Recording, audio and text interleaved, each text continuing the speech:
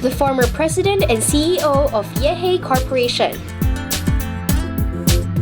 one of the country's certified professional marketer, the present managing director of MRM Worldwide,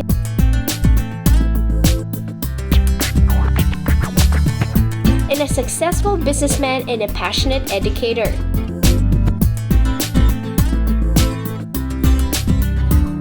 The Philippines online marketing expert,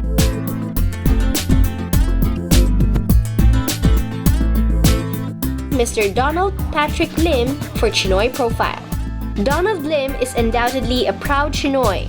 With his traditional Chinese background and a rich childhood amidst the streets of Binondo, Donald wistfully remembers the place where his fondest memories were created alongside with his first lessons in life. I grew up in Binondo. I'm very proud of that. Binondo gave me all the training I needed in real life. My dad owned a lighting business, so of course the fondest memories would be nagkakartilya kami when I was delivering goods to our customers. I used to hang out with our laborers, no, yung mga kanglang. So that's why I was able to have a good grasp of Filipino. I also, went out for deliveries. Kumakapit din ako sa likod ng truck. It's a good childhood and I relive those memories. No? When I went to the corporate world, medyo nawala yun eh. I rarely go back, no? Only except Sundays. 他是管理学学生最好的模范，从 Ateneo de Manila University 到澳洲的 Murdoch University， 在 Arizona 的 University of Phoenix 完成学业。但很多人不知道，他第一位管理学的老师是他的父母。I was never inclined to marketing. Mahilig ako sa numbers eh. So it has always been, I was thinking of a career either in finance or on the extreme case, really more on setting up my own restaurant or hotel. But then my mother said, regardless of how good you are, no product is as perfect that it would sell itself. And my dad being a good salesman, I learned from my dad the marketing instincts. And then my mom forced me to do marketing. 虽然有好的教育背景，他和其他成功人士一样，在公司从低层到最高领导人这条路的确难走。In my first job, it was really with Burger King, magluluto ka muna ng burgers and fries, right? When I moved to the Inquirer, my second job, ang first day ko was really, because I was selling classified ads. My first call of order was to corner the obituary market. So ang first day on the job ko was binisitahan ko lahat ng punerarya and establish relationship with all of them. Well, life has been quite challenging actually. If you look at how I move up the corporate ladder, one thing I approach in life very at the start has always been I'm ready to really fight it out. As the country's expert in digital marketing, Donald shares with us his personal thoughts, facts, and realities we all should know about. His advocacies and his standpoint on the need for technology for businesses in our world today. Well, people usually regard me as I'm a digital marketing expert. And the first thing I would always tell them is that, number one, I'm not a techie. I'm on Twitter, but I've only had 9 tweets in my life. That's how untechie I am.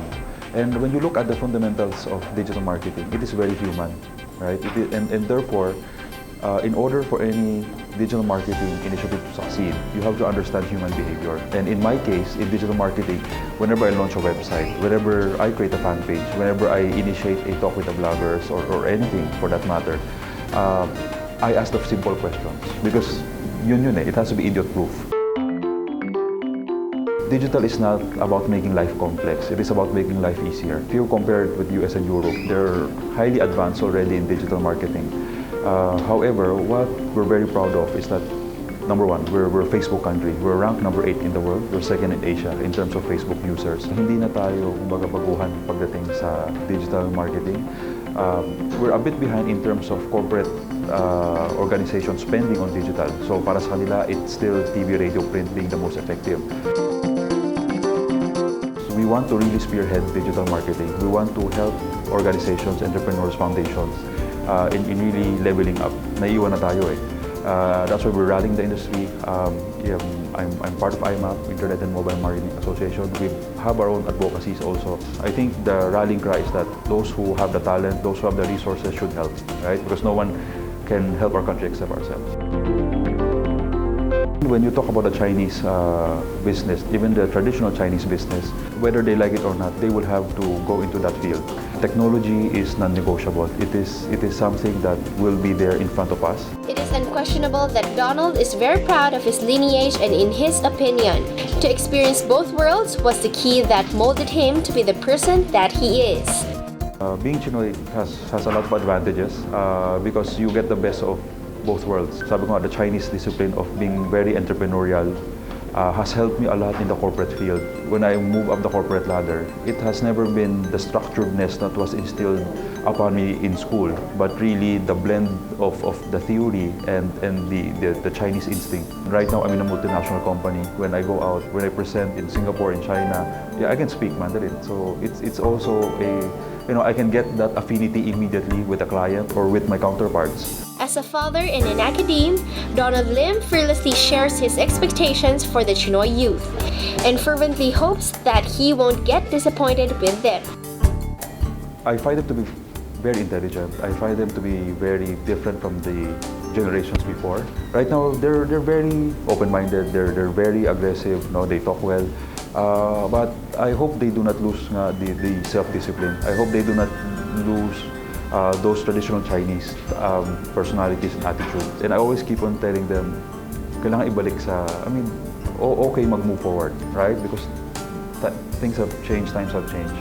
But there are basic principles that you have to adhere to. If not, nakatakot din yung next generation.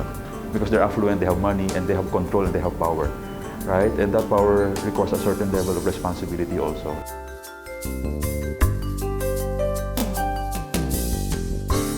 Sure, Kaosong yan, proud to be Chinoy.